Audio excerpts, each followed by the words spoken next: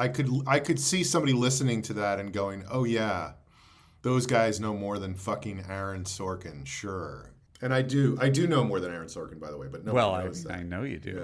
Yeah. It's the thing that I always tell people about you. Hey everybody, welcome to Co-Pilots. I am Sean Conroy. And I'm Andy Secunda. On this podcast, we talk about TV pilots, the first episodes of television shows. Sometimes pilots become long-running series. Others don't make it past that first episode. We're going to talk about all of them. The great pilots, the bad pilots, the weird pilots, the forgotten pilots. We are TV writers, but it should be noted that we are the dumbest TV writers you know, so all of these are just our dumb opinions. So dumb. Hey everybody, we're going to talk today about a pilot that aired on September 16th, 1999. The number one song in the United States was Unpretty by TLC. The number one song in Great Britain was one of Andy's favorite songs, Mambo Number 5. People say it's my theme song. I remember you used to go over to hang out at Big Ben and just listen to Mambo Number 5 at that time. It's true. So the show we're talking about today is a show called Action, which was sort of a groundbreaking show in some ways, I think. Would you agree with that? I mean, it was. It's an interesting question. That's right off the top, Sean. Interesting area that you're bringing up. I like to get right into it. It was groundbreaking in the sense that I think very little had been on TV like that. Certainly not as extreme as that up until that point.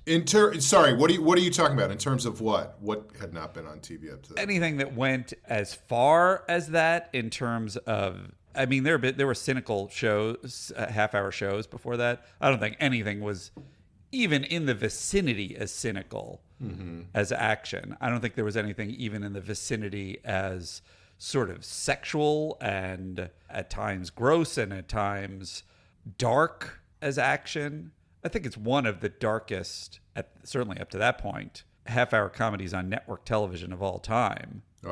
I think the question when you use the word groundbreaking is, did anyone follow in that ground that was broke? And does that still make it groundbreaking? And I will say, I was even more just talking about the language they use on the show, you know, that there's all sorts of profanity used, which up until that, like the big thing before that happened that people were like, oh my God, this thing is so out of control was, at least in my mind, was showing Sipowitz's butt on NYPD Blue. Right.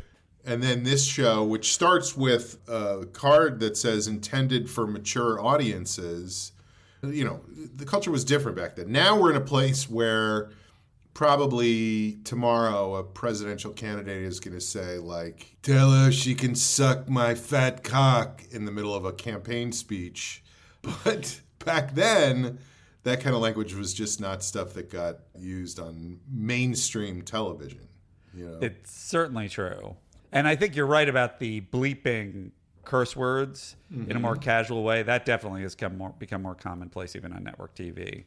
Although they still fight it. Even on Goldberg's, there was a resistance to how many times that happened in an episode. Right. Even though you don't hear the word. And there was hilarious debates that I think that Adam Goldberg would kind of play with, where it was like, he was like, what's the smallest amount of beep we can put? So you kind of hear the beginning and maybe the end. And so there's that. But generally speaking, that was groundbreaking. But I don't know. I mean, I guess it's a good question of whether it's culture and Action played a part. But I feel like even for Fox, it was so far ahead of the curve.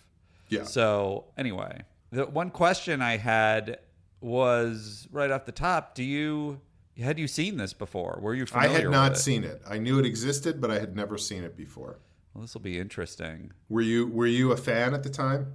I would go so far, and I don't know whether the pilot fits into this, as saying that this is one of my favorite shows of all time. Oh, interesting. Maybe top 10. I'm sure at some point someone's going to go, you put these 38 pilots in your top 10. Yeah. Well, it's also funny to go, this might be one of my favorites of all time, and then go, maybe top 10. And then I feel like the next thing you would say would be like, maybe even top 50, you know? Or 60 anyway. One of my 60 favorites anyway. of all time seems more general to me than top 10. Fair enough. I'm getting even more precise. I think this is top 10.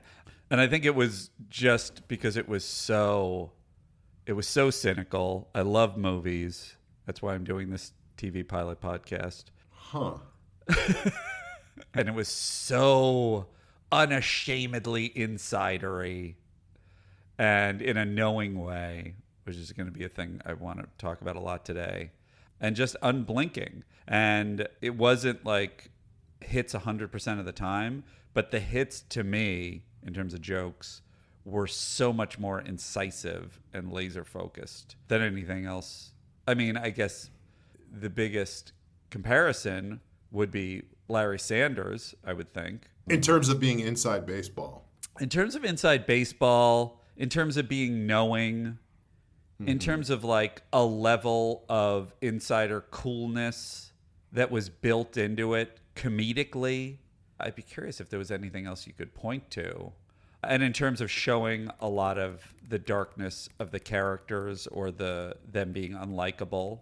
And it's just to go into a little bit of the history of it, the way that this came about was that HBO was canceling Larry Sanders, or they were ceasing to make it. And they asked Joel Silver, the mega movie producer of many action hits. Last Boy Scout. That's one of his many action hits. Maybe the most well known. No, the guy did The Matrix. He did a lot of different things. I don't even know if that was him, but I'm just guessing. I have to assume it was. But anyway, Joel Silver was just called by HBO, maybe on off the books, and asked if he wanted to do and he was told off the books rather, like, look, we might be finishing our run with Larry Sanders. Would you want to do a similar show about movies? And he brought in Chris Thompson, and Don Rayo was also got involved, and I don't know if that was through Chris Thompson. And they sort of sat down at a dinner, and he was telling all of his crazy Joel Silver stories about, I'm assuming, about his behavior and of his experiences making these, giant movies. And they were like, "You're the show," and they stitched it into all these different things and turned it into the show. And then it didn't go to HBO because HBO offered a low amount of money. I don't know if it was just specifically to Chris Thompson. I know it was to Chris Thompson, but then also to the production. And Chris Thompson is very, in an inimitable, too honest fashion, said, yeah, it didn't go to HBO because of, appropriately, given the sort of theme of the show, greed, my greed. Mm-hmm. So instead went to Fox, which really they just brought in as what we call in the business a stalking horse, which is like, well, let's get these other people bidding, and then that'll get HBO to be more afraid, and then they'll bid more. But Fox was so desperate to have it, interestingly, and I guess it's probably because at that point Fox was still trying to establish that they were this alternative to the other networks and this dark perspective and this dark sort of edgy sensibility. Simpsons, Married with Children. Exactly. Kind of stuff. Yeah. So this was kind of like, hey, do you want like an even darker Larry Sanders for your network? And so they just bid through the roof. And Chris Thompson was like, great. He said, I'm trying to look for the quote. And it's very unclear when you hear him. It's not really that unclear because I think he's sort of well known as being a user and abuser of all sorts of narcotics and sex workers and just being basically a person who's both a genius and off the rails. Like Einstein. That's exactly what I was going to compare him to. And he said, he said, the way he talks about it is because the person who's eventually the lead in the show is Jay Moore, but their first choice was Oliver Platt, who you can easily see being kind of an analog to Joel Silver. Just physically in stature, although maybe more, accessible, charming, TV-ready version. And Oliver Platt was like, yeah, I would do this show, but let's just do 11 episodes a year, because that'll be like, that's all I want to do, and I don't want to get on this network grind of 22 episodes a year. And Thompson himself was like, and that certainly would have been easier to make this a better show, but that's not enough money. And his exact quote is, I need lots of money because I like sex workers.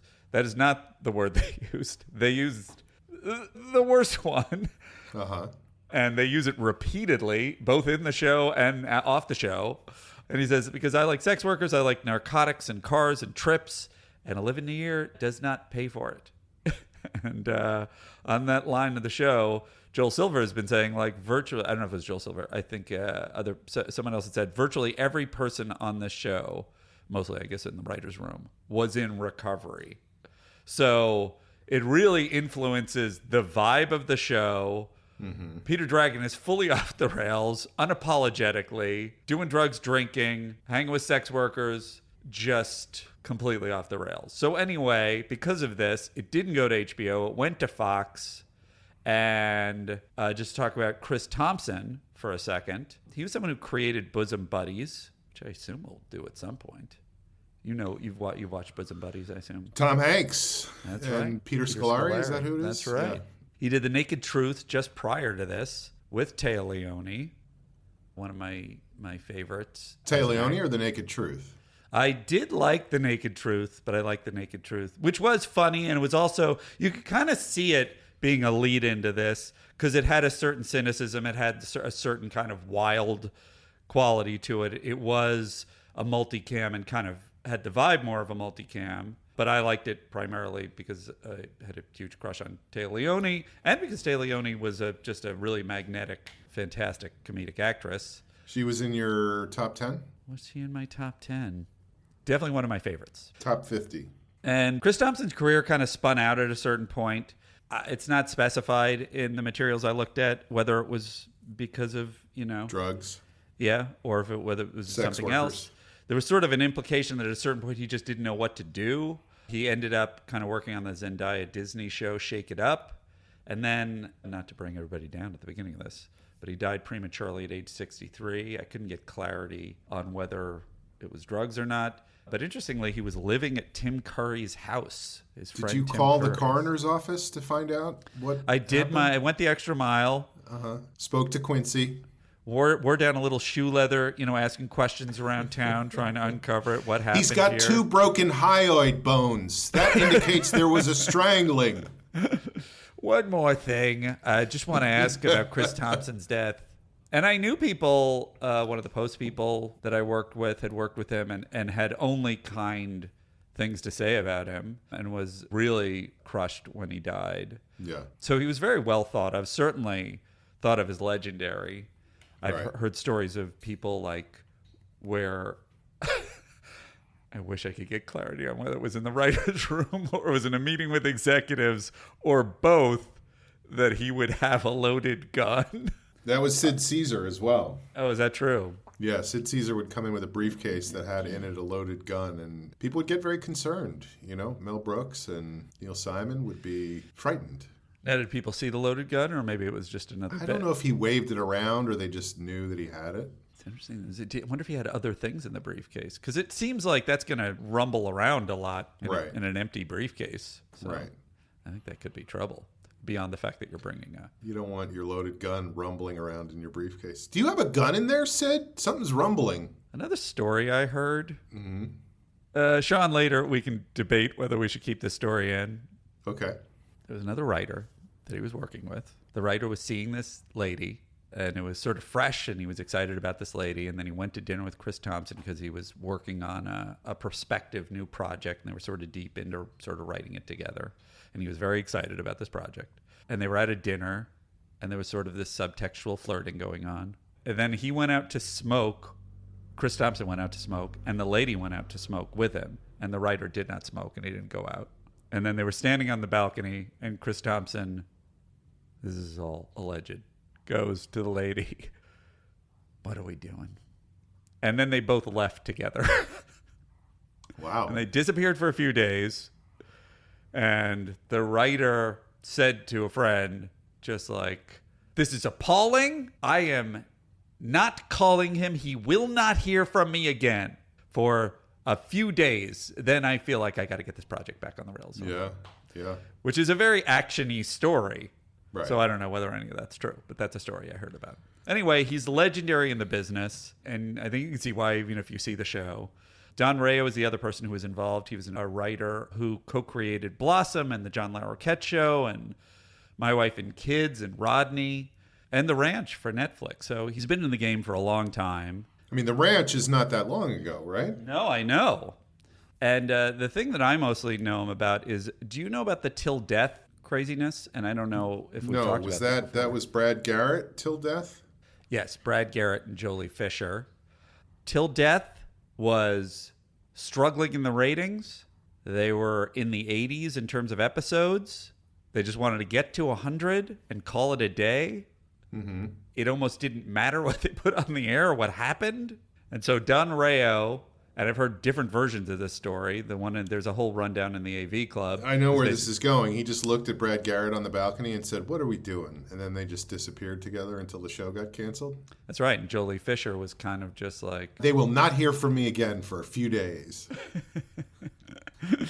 It's unclear to me how much Don Rayo was sort of acting in a sort of criminal mastermind, amazing artistic genius sort of way, or how much he was sort of off the rails, because I've heard different versions of it. Part of it I heard was he wrote like the whole season himself, came in and said, this is what we're gonna do, and everybody's just like, what the fuck is this?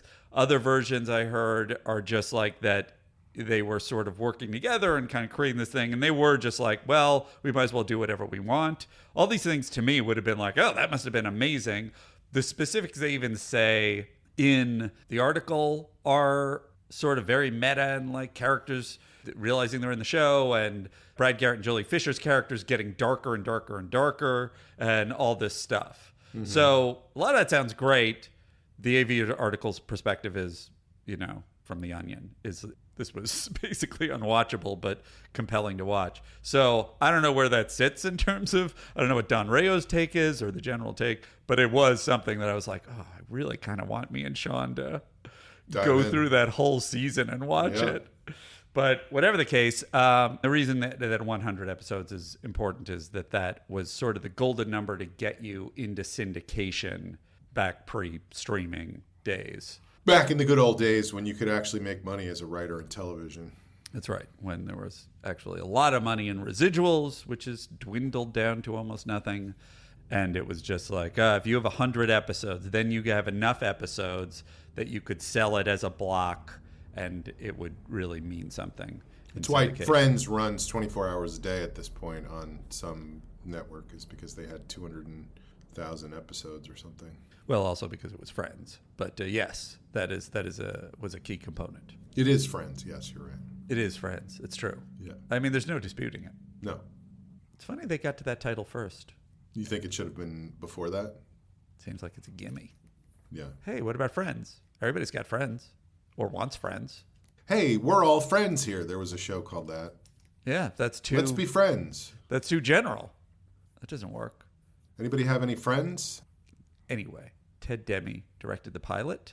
He's an executive producer on the show as well.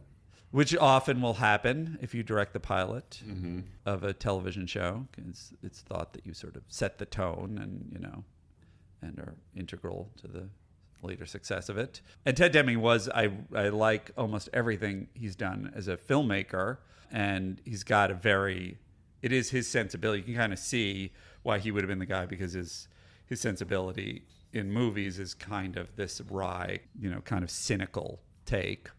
Barry Katz, also an executive producer. Now, did you have... I knew him back in the day just from around the comedy scene. Mm-hmm. My sister was very close with him. What was your... yeah, that's all I knew him from, too. I mean, I met him a few times. Barry was a manager and owned or ran the Boston Comedy Club. I'm assuming he was Jay Moore's manager, and that's why he was involved. I don't know that for a fact.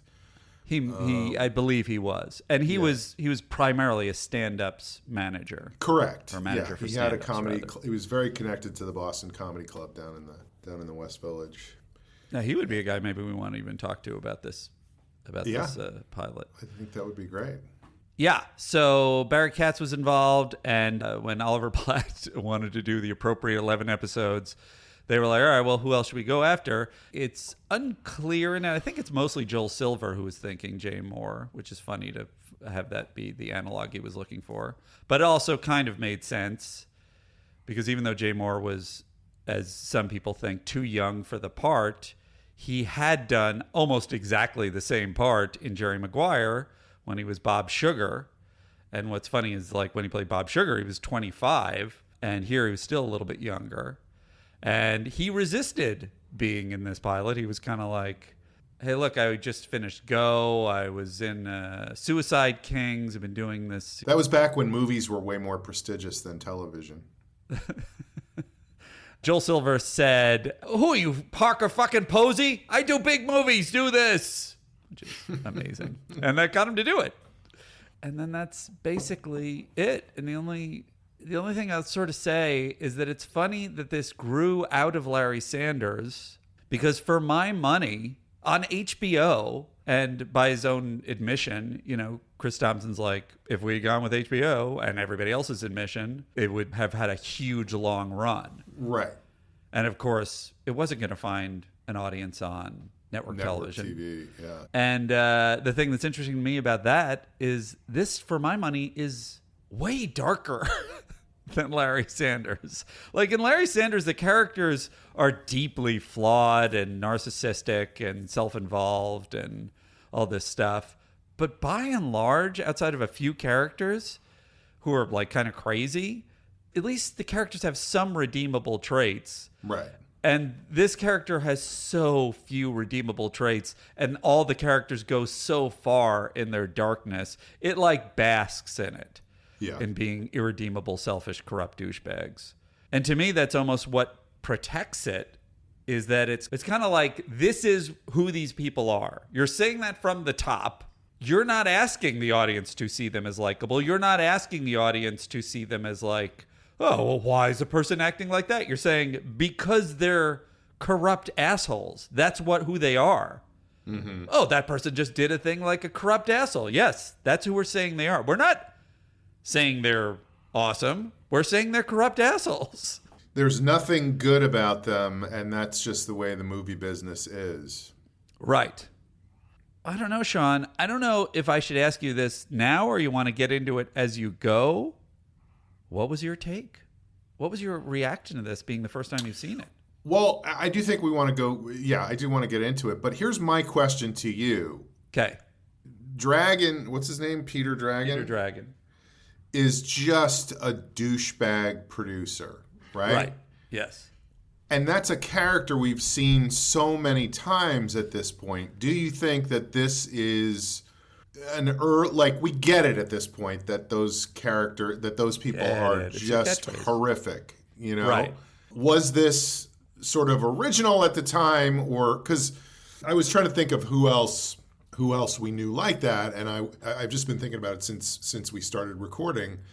And the two that immediately sprang to mind are Saul Rubinek in True Romance and Dennis Farina in Get Shorty. I think it was Dennis Farina in Get Shorty. Uh-huh. Or maybe he was a mob guy. But there was, no, it was Gene Hackman. But just like the fast talking, no rules, I'm going to make a lot of money, fuck you, you can go suck it kind of producer. Right. To me, seems like it's been done a lot, you know? I think this is a valid point. I think it had been done a lot. I think, interestingly, the Saul Rubinek character, I think, is also based on Joel Silver. Mm-hmm. I even think that there was... Another show that I would like us to do at a certain point is the famous Teddy Z.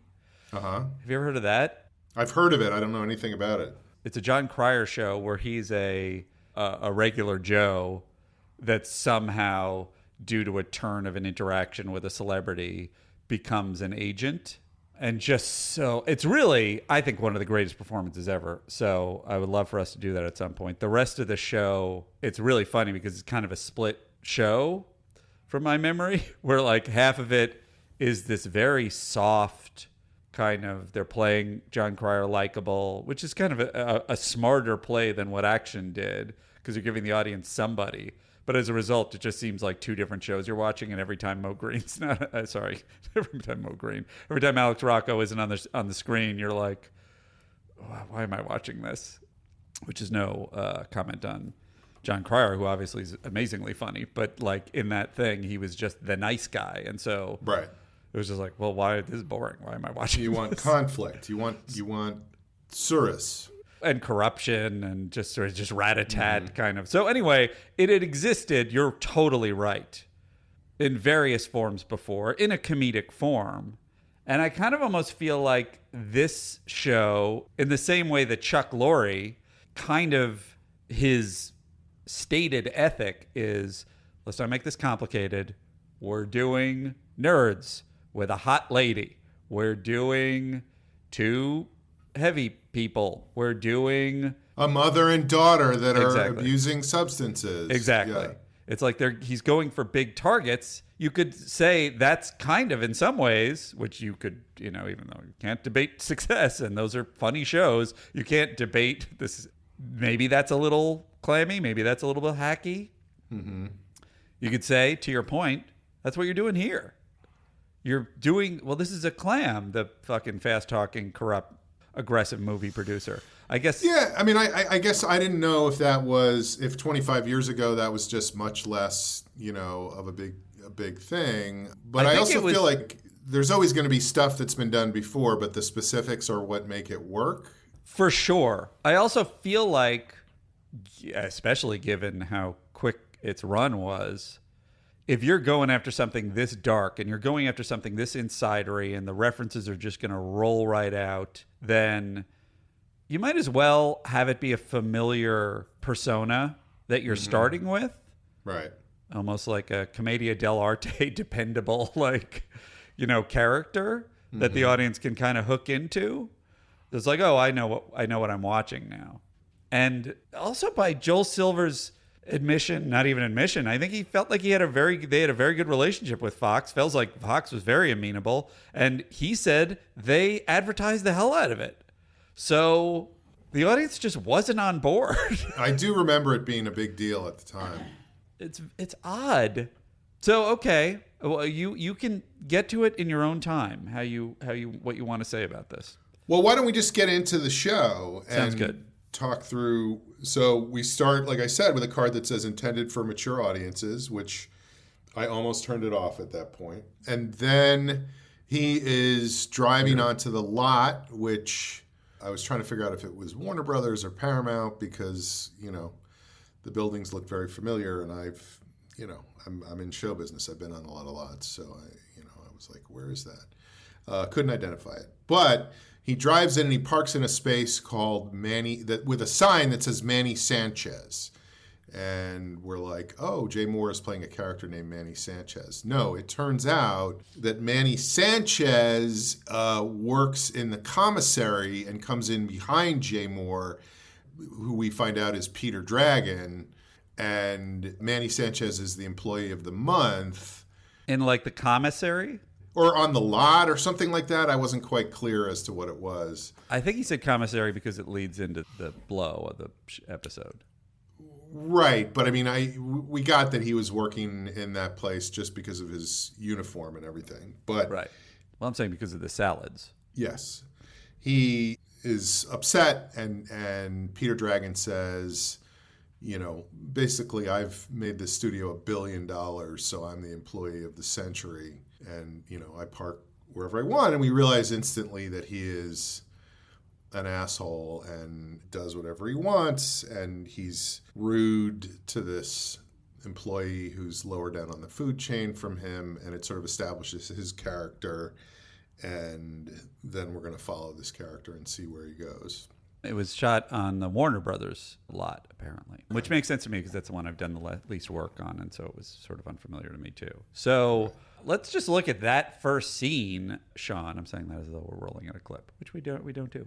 It kind of reminded me a little bit in terms of the wealthy person in power just immediately bullying the underprivileged kind of well-meaning person. It reminded me of Roman in the pilot of Succession, which was one of the things that made me go I don't know if I want to watch this show. What was I don't remember the thing. I think the deal is there's some wiffle ball game or something they're doing, and he basically offers the family or the kid a certain amount of money, like a huge amount of money, if he can hit the ball, and the kid blows it. So it's just somebody going, I'm rich and you're not, so Exactly. fuck off. Exactly. Which Which to me is the underlying thing of this entire show is that, and of all those producer characters that we were just talking about, is that these people are all horrible. Anybody who does this is horrible. They're just trying to rip off the people that they're working with, and it's all about the money, which thrills me because I'm involved in the business too, and I do it just for the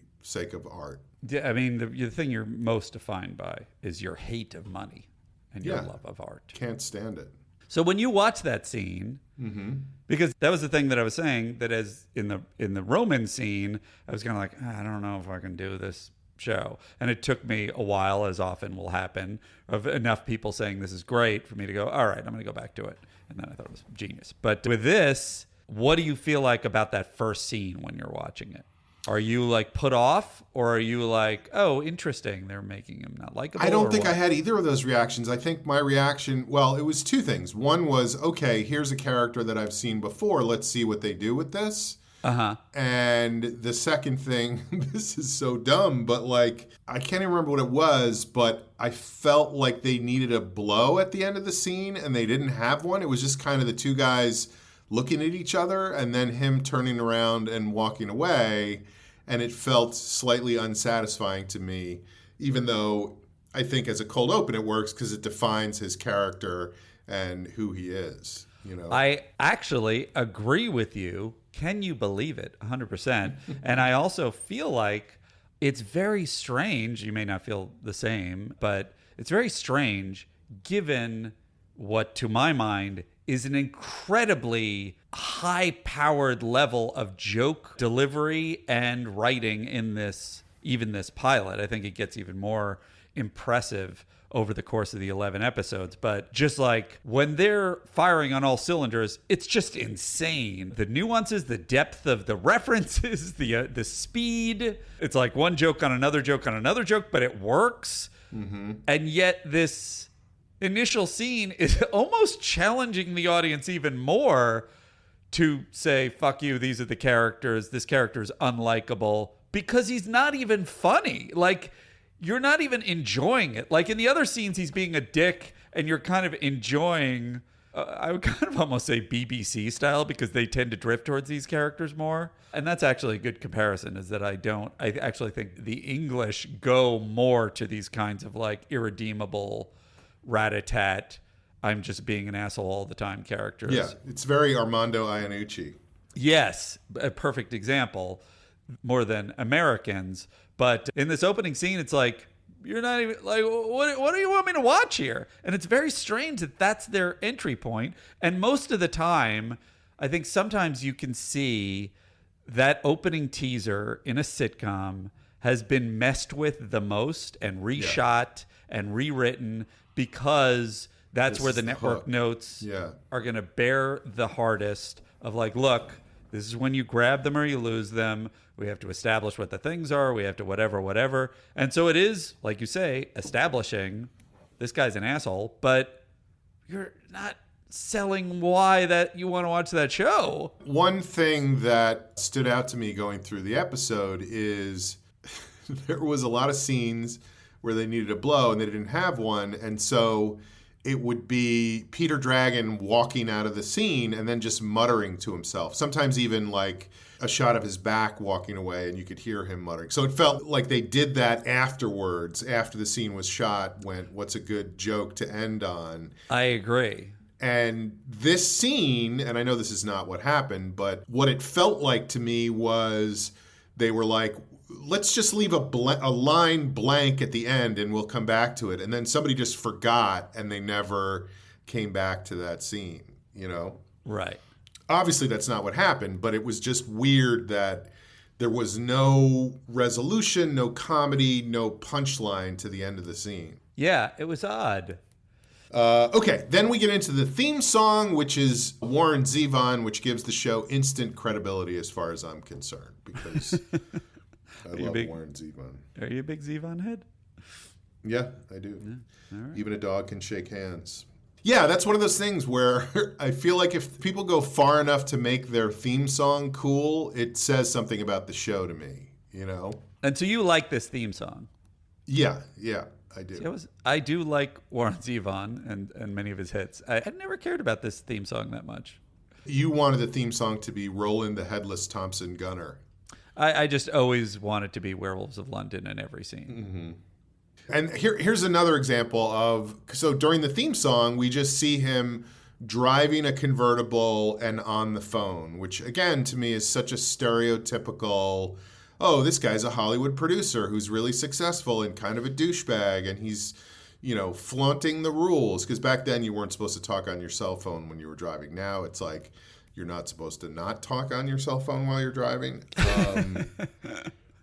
It's the law. Yeah. So then he goes into the lobby of his building and runs into the head of security asleep on the couch, who is played by the great Buddy Hackett, who turns out to be his uncle later in the episode. Wonderful. That I had forgotten that Buddy Hackett was in this show. It was kind of crazy when I realized that, because I didn't realize at first when I saw him on the couch, I wasn't clear that it was him.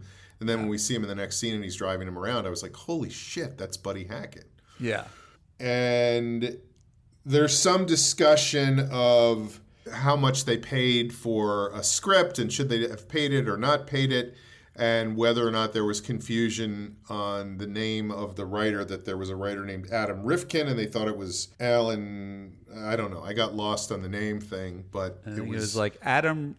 They got Adam Rafkin instead of Alan Rifkin. Right. And what's funny was there was actually a writer-director called Adam Rifkin who was a working writer-director at that time and did most famously The Chase with Christy Swanson and Charlie Sheen. That's not his most famous thing, but that's what I knew. Which I saw, that came out, I think, in 1988, and I know that because I saw it when I was in Germany, and I saw it in German. Only German, no subtitles? Yeah, they don't do English subtitles in foreign countries for the most part. So anyway, he's trying to figure out why they paid this guy $250,000. Sean, it came out in 94. Then maybe I'm thinking of something else. I only know that because I was just like, I think I saw it at a different time. Did I see it? Did they re-release it? Anyway, go ahead. Anyway, he paid Adam Rafkin $250,000, and there's a question that comes up in this scene, which is, why are so many writers Jewish? Which I thought was interesting. I like that he screams at the end of the scene, "You got the wrong Jew." Yeah. Also, just some, I had to just stop and keep writing lines, and it would be me saying all the lines. There are so many fantastic lines in this episode, but one of the lines of dialogue was just sort of we bought the wrong script. We bought crappy scripts before. Yeah, but that was on purpose. Just like that's part of his life is like, yeah, of course we got to buy a bunch of crappy scripts that have certain elements that we need. And this is a scene where the button at the end of the scene is him walking away and saying that guy couldn't write his name in the snow with his own beep. Right. And I don't know what the beep was for, but something, his own pencil. There's a lot going on in the office all the time. Then we see him being pitched a client by an agent who won't tell him who the client is, but will tell him that the client is great. Mentions, he's had some problem with the law. What kind of problems with the law? He's a double homicide. Yeah. And it turns out it's O.J. Simpson. This to me is, what was your reaction to this? I didn't love it. Oh, interesting. Because I was just like, that's fucking amazing that you have an agent who's also saying look, we can't admit it publicly, but off the books. Come on, O.J. Simpson, come on. Right. And he's just pitching him, and he's just saying, he could play a villain. Who's scarier? Because he's a murderer. So why did you not dig it?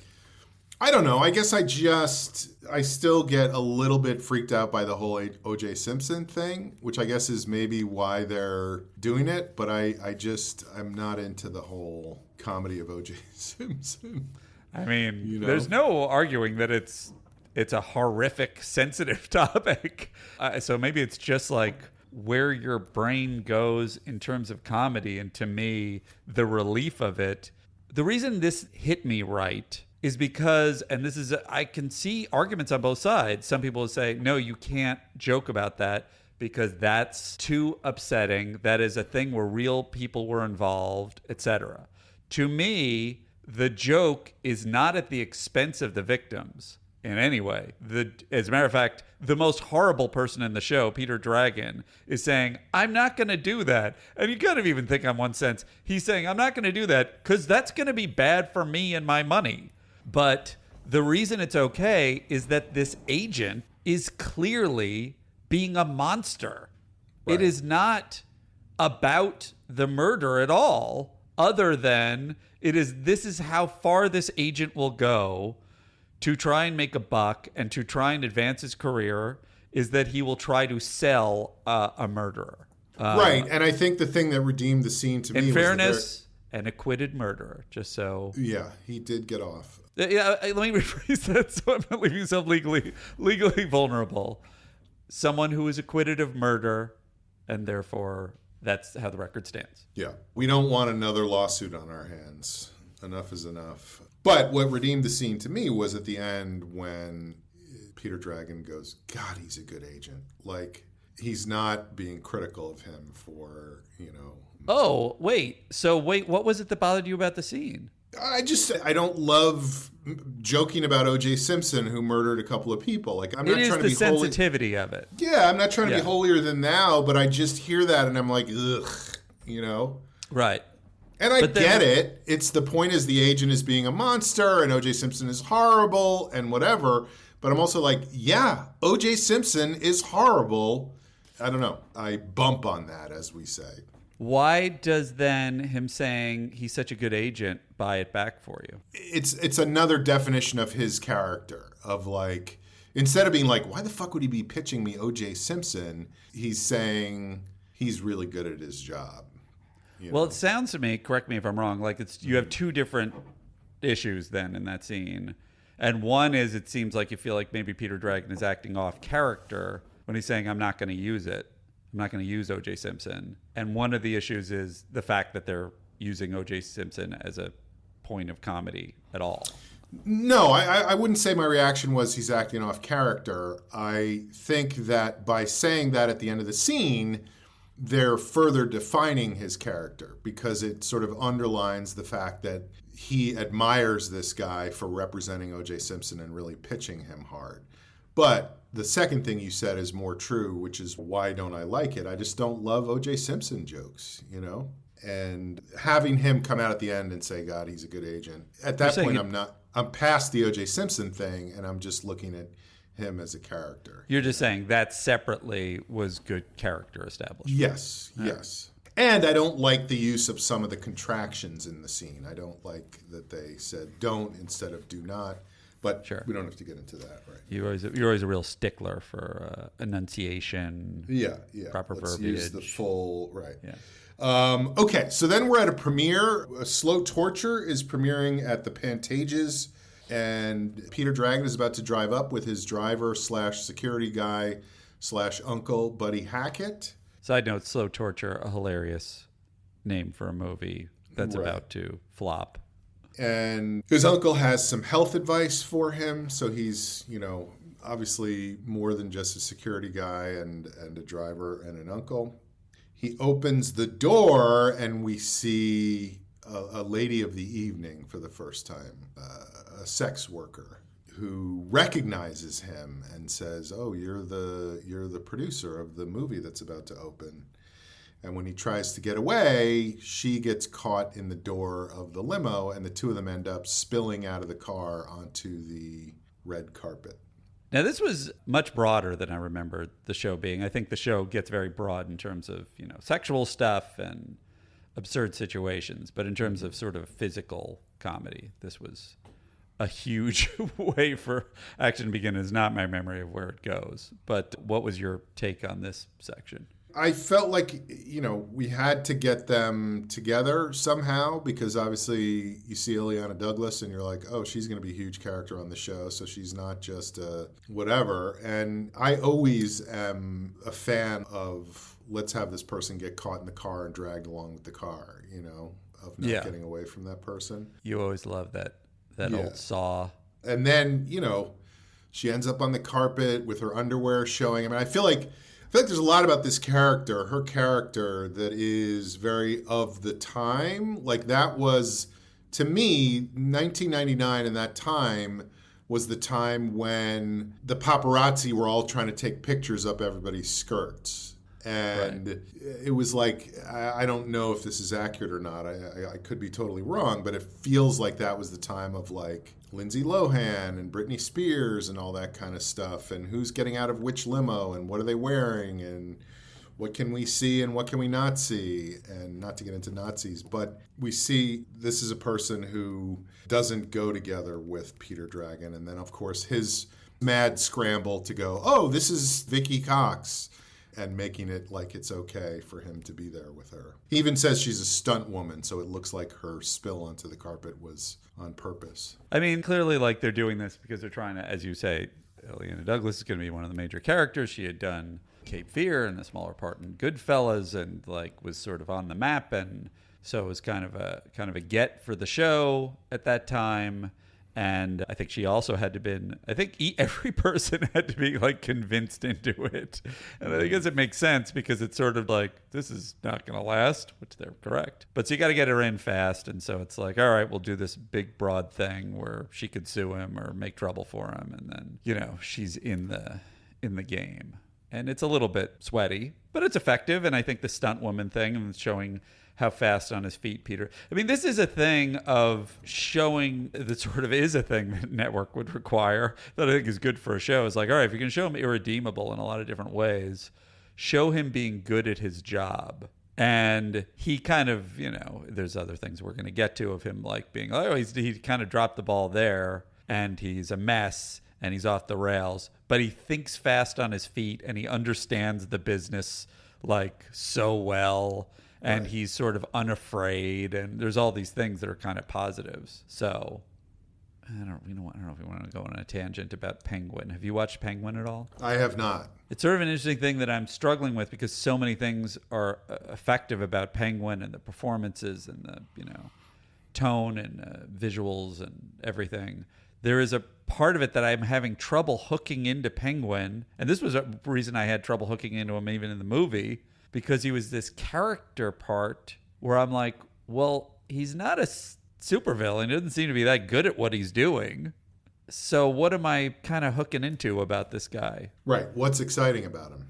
And I guess the idea is like it's compelling because of the performance and everything. It's definitely a great performance, but I'm just sort of not quite in yet. So you're saying that this guy, we see him actually in the moment solving problems in a way that benefits him. And so that is a redeeming quality in and of itself. And I also feel like the sort of high acting quality, which is the reason this character is repeated so many times throughout media history, and certainly in the wake of this, and I think to a certain degree because of this, even though you're right that it existed before, I think that it was a culmination of a lot of different kind of tones in a way that was very effective for a half hour. And if you look at Entourage, which I don't know if you were a watcher of. I was. I liked that it worked out for Turtle. Spoiler alert. His tequila was great. They got the TV. But that is basically not the path not traveled, because action never would have, like Entourage never was supposed to be action. Entourage is the wish fulfillment version of action. And that to me is, even though I watched action too and I was entertained by action, that is the inherent, to me, comedic problem with action. Because even though Jeremy Piven is this adept version of this character and is rat-a-tat and handles the dialogue great and is comedically adept, and there's a lot of the same games being played of like fast-paced movie references and cynicism and kind of just like not giving a shit. Lloyd! And being homophobic and being all this stuff. So he's very much that character. He is sort of the outside shooter. He is not the central character. Right. They're not focused on him. He's comedic relief. And even though these other characters, you could argue, are vapid and self-interested and narcissistic, that is not how they're presented. They're presented like there are bros. These guys love each other. These guys I see them as awesome, but I get what you're saying.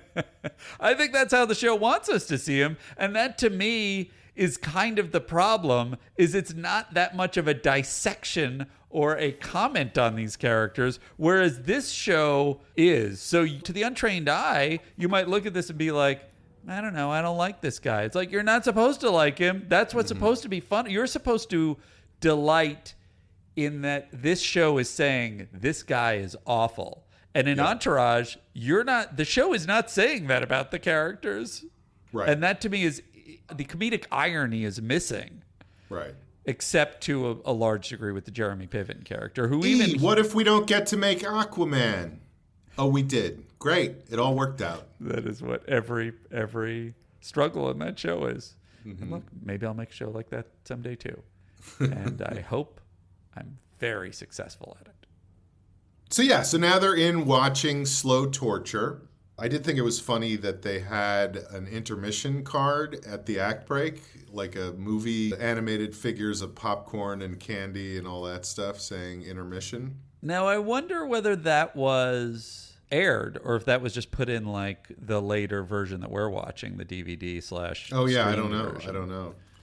I would like to think But whatever it the was aired. case, it tickled my Me too. It tickled my intermission bone. So they're watching Slow Torture sitting next to Keanu Reeves, who admits that Peter Dragon's date has her hands down his pants, and he's starting to like it. He's like, I'm a big fan of yours. He says, I'm beginning to be a big fan of yours. Yeah. Great little subtle performance by Keanu, by the way. Yeah. Yeah. At a time when not many people would give him credit for that. Right. And then we're out of the movie and we're in the lobby and everybody's telling him how great the music is. And he points out that a movie sucks if the only thing people are talking about is how great the music is. So he tries to get somebody to go into the bathroom and listen to the buzz on the movie, and nobody will do it. Who's the guy? He's like the president of development or something. The guy that they're always like, go get me a coffee. Yes, that is Stuart Glazer, played by Jack Plotnick, who's later a mainstay in Half Hours, and he's president of production at Dragonfire Films. President of production, right. And basically he's treated like a PA in this. So Peter Dragon wants him to go in the bathroom and listen to what people are saying, but he won't do it. And finally he asks the lady of the evening what she thought of the movie, and she did not like it. She didn't think it was good. No, and she's very a straight shooter about it. Everybody else is mamby-pamby or doesn't have thought-out opinions. And she's like, the effects were cool, the music sucked, this was wrong, etc. Right. Sort of showing herself to be an adept mind. This is the first time we see, she has qualities that might be attractive to him. Right.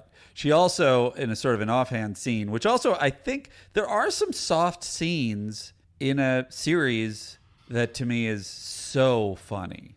And it's what's revealed about her is that she was a former child actress. It was like a cute star of a TV show called The Elephant Princess that everybody seems to know as the show goes on. I don't know. I guess you were going to get to this in a later scene. But it's addressed between them in a conversation. So what happened to you? And it's like, I don't know what always happens. Like I started to do drugs. Stopped showing up on time. And then they didn't want me anymore. Which is just this offhanded, matter-of-fact way of just like, like what Hollywood does to everybody. Which is in contrast to the aspirational quality of Entourage is another hilarious thing. That this is just like even though this is the top of the ranks and people are doing drugs and there's, beautiful people and there's all this stuff, almost everyone in the show on some level seems to be in distress or have been fucking beat up by this system, which I think is really a hilariously ironic and honest way for a network sitcom to present Hollywood. It's tough because it gives her character an edge of just tragedy, For sure.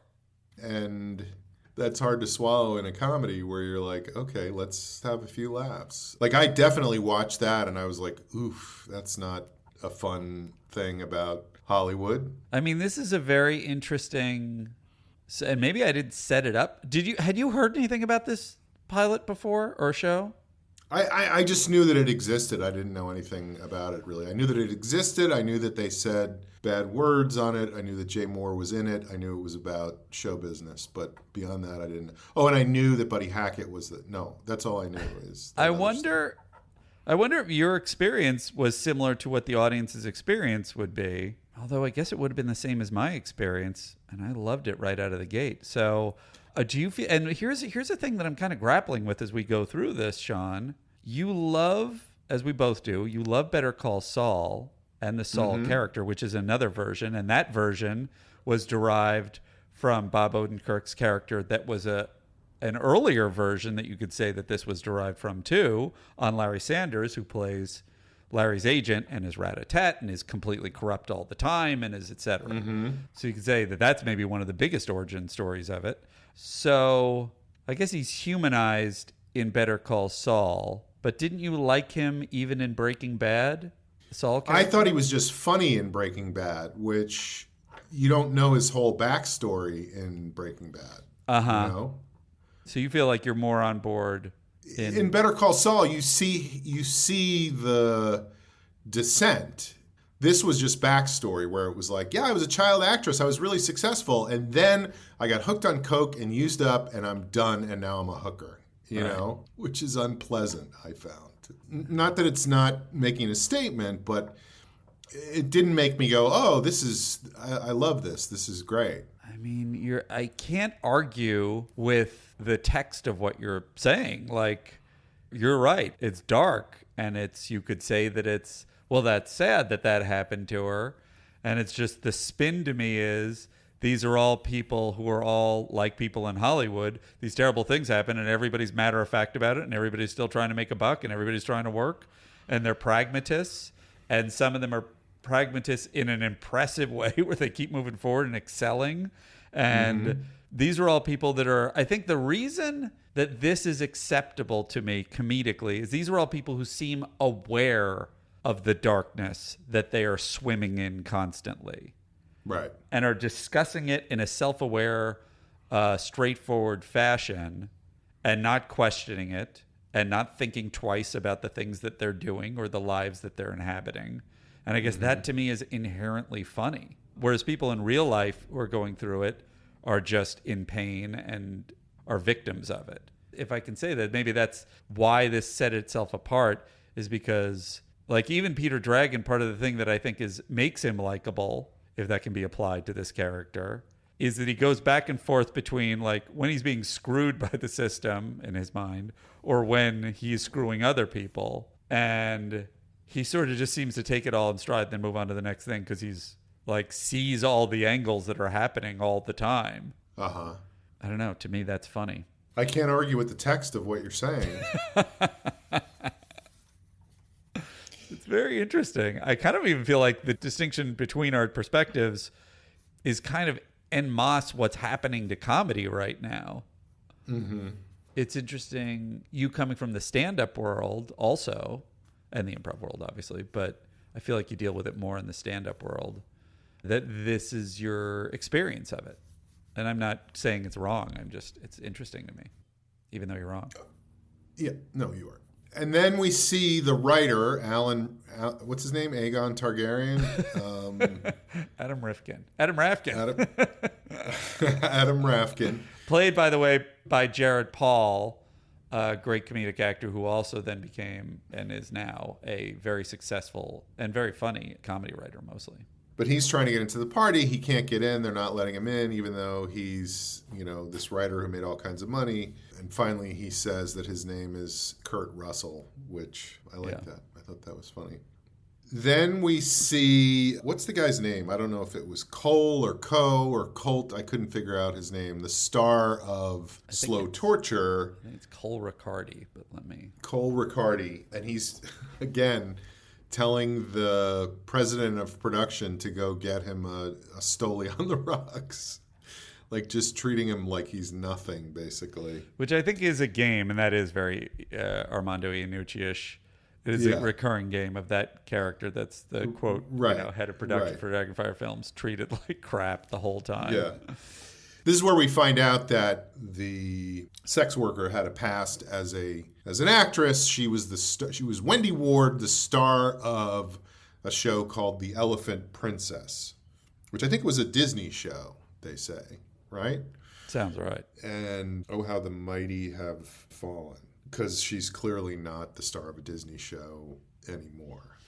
And then we meet for the first time Bob, the head of the studio, and Peter Dragon's ex-wife and child. She's now married to the head of the studio and clearly has contempt for Peter Dragon.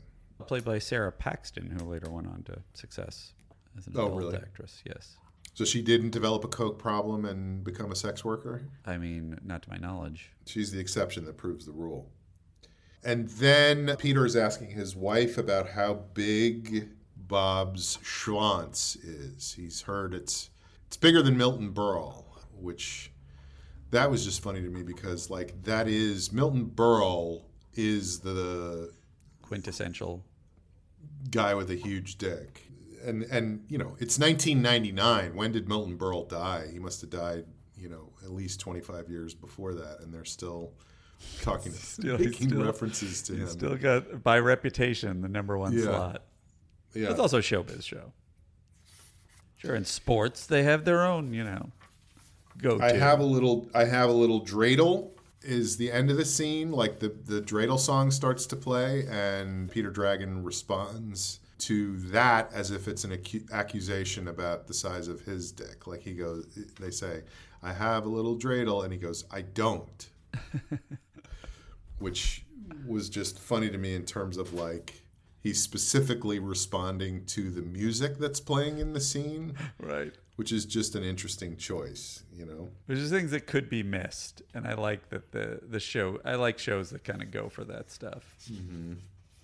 Then we are at, I guess, Peter Dragon's house, the party, the after party or the party after the after party or whatever it is has just ended, and he is there with what's her character's name? I don't want to keep calling her Ileana Douglas, but I mean that's how we'll always think of her. It is Wendy Ward. That's right.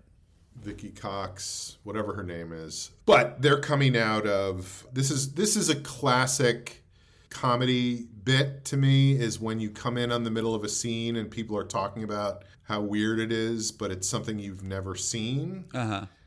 And he's like, I'm so sorry about what Bruce Willis did. And then she's like, I just hope the cat is all right. Right. And so that leaves it on us of what happened with Bruce Willis and the cat? I think I mostly enjoyed that just because of the Bruce Willis specificity. And this is where she explains why her career failed, why she ultimately failed, where she did coke, and that's what happened, is she got eaten up by the system. And then he tells her she can stay over. She can stay at his place, which I don't know. I get that that's what's going on, but it felt a little bit unearned to me at that point. I hear you. I think there's a little bit of a pretense that's well, we need this character in the show, so we're going to show that this is his reaction. We know that he goes to sex workers. That feels like that's sort of established or inferred pretty clearly, or he at least has partaken. So he's comfortable with it. It's interesting that almost feels like it's an ahead of its time kind of progressive slant on it, that it's he sees everyone as commodities that can help him or not help him.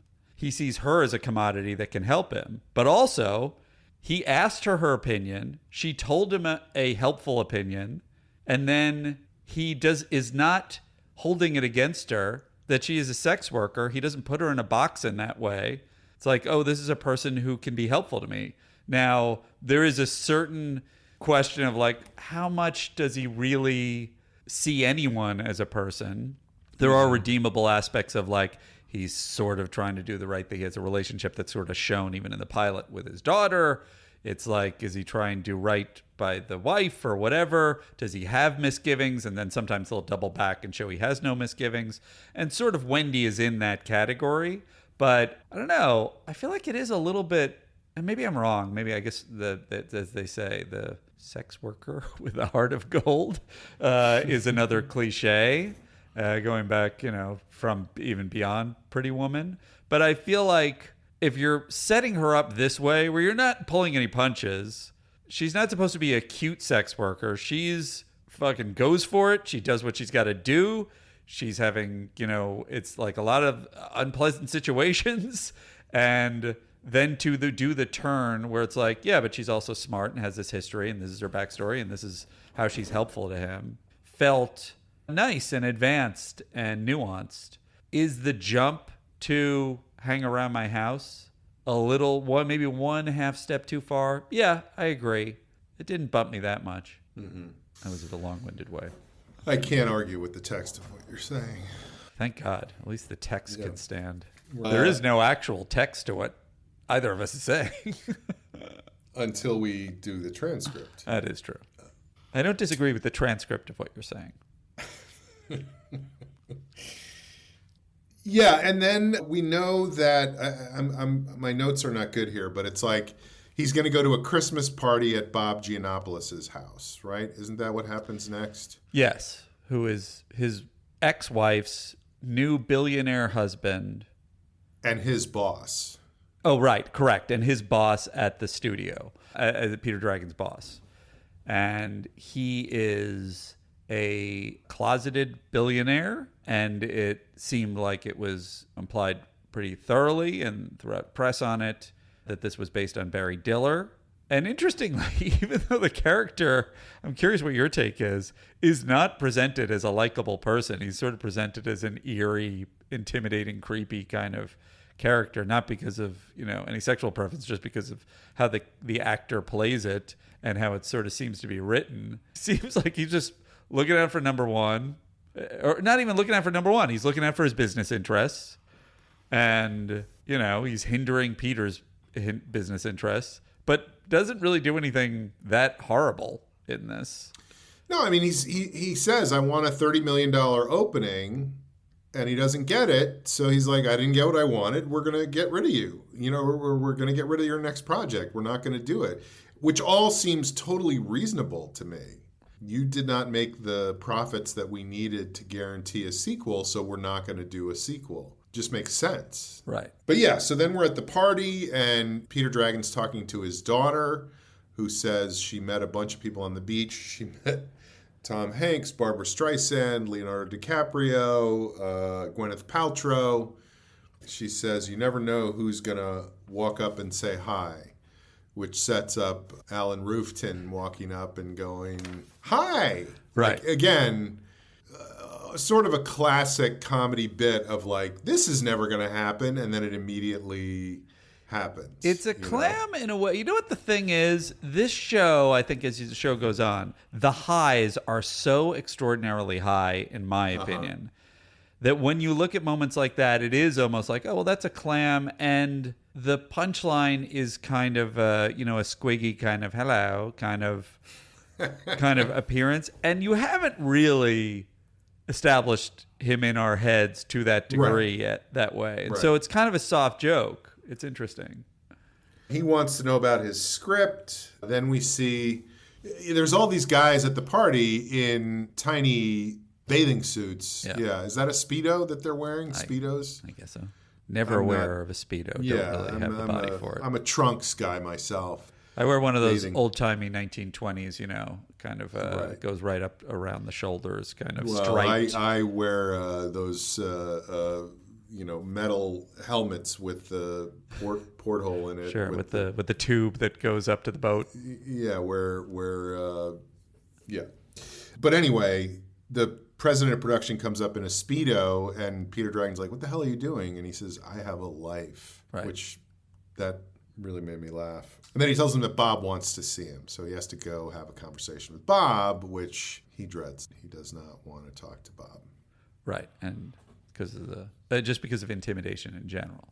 But that said, then we turn around and we see him yelling at Bob. He's giving Bob a piece of his mind. He's saying all sorts of things to tell Bob off and say, like, you can't push me around. I'm not the kind of guy you can do that to.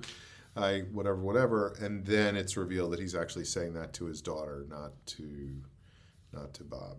Testing out what he's going to say to Bob. Right. He goes to see Bob. Bob is in the shower. That's where Bob has chosen to have this meeting, is while he is in the shower and basically tells him they're pulling the plug on his sequel. And as Peter Dragon starts to argue, Bob gets out of the shower, and it turns out he does indeed have a Milton Berle-sized cock. Or at least that's what I thought was implied there. We didn't actually see it. Yes, I believe that is what... I think he says something that he clarifies it, but yes. And I guess in light of the previous thing I said, well, he's not presented as that bad a guy. This is obviously incredibly inappropriate behavior with a subordinate. The interesting, I guess, counterbalancing factor is, and I feel like other shows like this of the time or later would have presented Bob's homosexuality as a punchline. And this, even though it's in the ether, it's in the joke construction, it's more about Peter feeling intimidated by the size of his penis. Yeah. And it's kind of emasculating to the main character in a way that puts the gay character in the power spot in the show, which to me is very unusual for 1999. Right. It's like, I mean, I know you're saying his homosexuality figures into the joke construction, but it's almost like it doesn't really matter. What matters is that he is scared of him. 100%. You know? Yeah. And then, of course, we end the scene with the great Christmas song, "Do You See What I See?" Because he's looking at his penis. So again, the music fits right in. Then we see him back at his place talking to Wendy Ward, who he gave the assignment of reading a bunch of scripts to, and she's read all the scripts. And it turns out there's one she likes, and it's the one written by Basil Rathbone, who we've now met 3 or 4 times earlier in the show. So we close on a meeting with this writer where Peter Dragon is talking about how much he likes his work when in fact he's been shitting on him the entire episode. And it's funny how Entourage structury it is, which is like, oh, this is the unexpected show business turn that ties it together or solves a problem or causes a problem, that has been established. And the thing that it's depending on, which is what would make it kind of like an easy way to sort of solve problems or to have unexpected things happen, is show business is insane. And the thing that you were trying to run away from can be the thing that suddenly you have to beg for. And it's just like, that's the way that show business works. So, and we get a reunion with our old friend Manny Sanchez, who has made a Cobb salad, made it himself, which means he's pissed in the Cobb salad. Right. Which again, to me it's impressive in terms of it being a gross joke that's your blow, like something that gross, and that he then offers the salad to Adam Rafkin, and Adam Rafkin that Adam Rafkin has a reaction to it, which is not like, oh, this is disgusting, but is definitely like, I taste something different about this. Right. So it's like, that's not my favorite, but it is one thing that's sort of interesting, is like, that's another situation of Peter Dragon. He has gotten his comeuppance in a sort of interesting way, that the underprivileged sort of subordinate character got back at him. So I don't know I wonder if that's the reason those two things were laid in, was that the network or maybe it was Chris Thompson felt like, I feel like we got to show at least that this guy's going to be getting his sometimes. Not getting his, getting payback sometime. No, that's another wrong way to say it. Getting punished. I would also argue that it's another example of him losing, but then immediately turning it around and putting it on somebody else.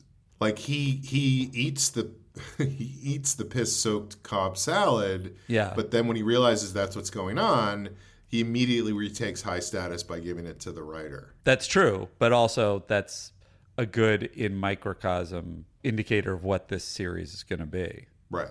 So, in the overall, and that's it, right? That's the end of the episode? That's the end of the episode, yeah. In the overall, how would you sum up? Like, what is your final sort of analysis or summation of your reaction to this. Well, here's what I would say is I would watch the rest of the show just because I find that an interesting world to be in.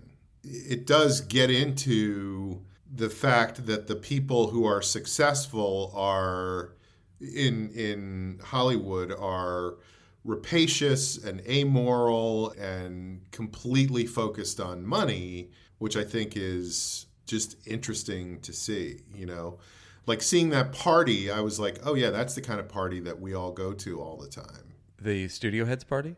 No, I mean, obviously we don't. We don't, because those are the people who have all the money and are making all the money. And it's definitely a coexistence in this world, but they're separate,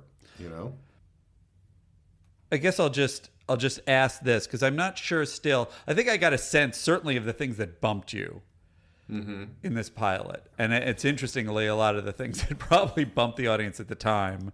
I don't know what's in me that I was like, no, I like the darkness.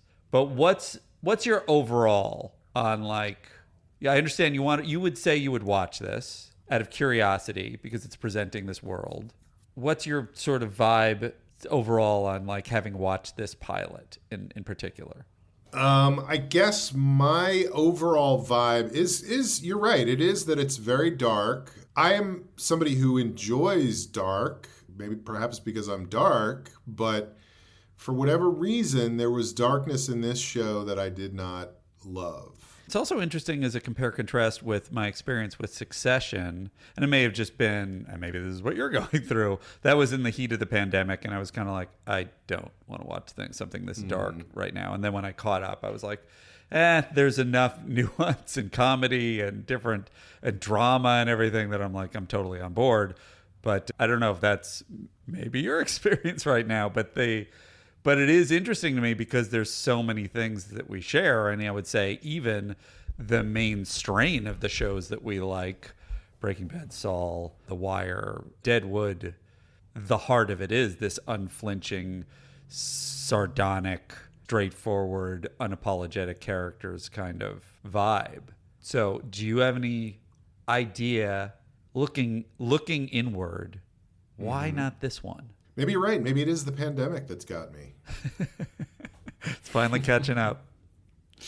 No, I don't know. There was just a couple of things that hit me wrong, and I couldn't see my way through to how that was funny, I will say, on the run of the show, I think as I've said, there are highs there comedically that I'm like, that is fantastic. That is just so amazing. It's amazing joke writing, amazing reference comedy, which can obviously be real shitty and obvious and hacky or great.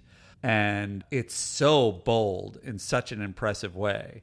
But my memory is, as a younger man, even the boldness, I was just like, this is rough. This is too much in terms of boldness. This is too much in terms of the character being this corrupt.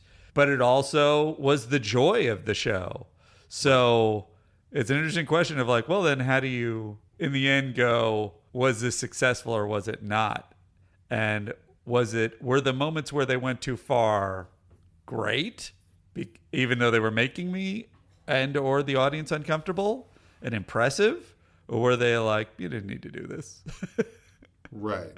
That's where you get into an art question. To me, the success is that I would watch more episodes of the show. I want to see how their relationship unfolds, where she gets to over the course of the show.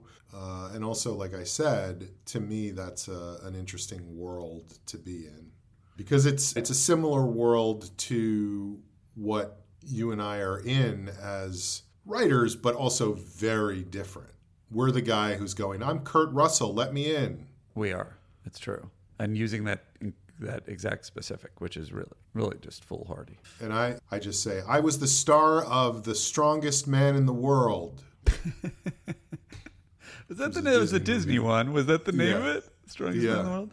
I was always more of a computer wore tennis shoes kind of a guy, but either one. Hobbs and Shaw. So I keep saying throughout this episode, it was 11 episodes. It was 13 episodes. Augustine finally corrected me on. And I kind of want to, and I think Jay Morris said, we did all these insane things and then they canceled us and Right. it didn't get the ratings. And it's perfect. What do we want to do? Peter's back in rehab again and you build all this. No, it's 13 episodes and they're good and then you're out. And just to finish, this Chris Thompson quote, no, it's just another television show. It's a half hour. And then he says, and I will say the offensive term, we are whores. I sold the show out for extra money, and everyone who wrote on it, if we really gave a shit about it, we'd go home and write poetry. We do it because we're paid a great deal of money, and often there are blowjobs available. And that's Chris Thompson's looking back on this, which kind of illustrates, to Joel Silver's point, and I think a lot of his quotes all point in that direction. To me, it was a gripping character, and it was really fascinating to see this particularly on network television. And it was a culmination, as you point out, of like a lot of different characters, but in a way that was really just so artfully done. And I definitely would have picked it up. I definitely would have gone beyond 13 episodes. Did you need to do 22 episodes a season? That probably would have worn it thin. It probably is, in the end, would have been more perfect for an HBO show or a modern day streamer. But in defense of that, 22 episodes wears any show thin. For sure. You know? For sure. So there you go. That's Action. And we are coming in for a landing. Wheels down. And just return your tray tables to the upright position. Does anybody have any garbage they want to give me so that we can sort of help clean up the flight for the next group of passengers? Also, do you want to give your headphones back so we can resell those? Sign off is getting worse and worse all the time. Thank you, Sean. We have been co-pilots. Right. Lights, camera. That's ironic that that's exactly how that phrase ends. How? How does it end? Action. That's the episode we're talking about.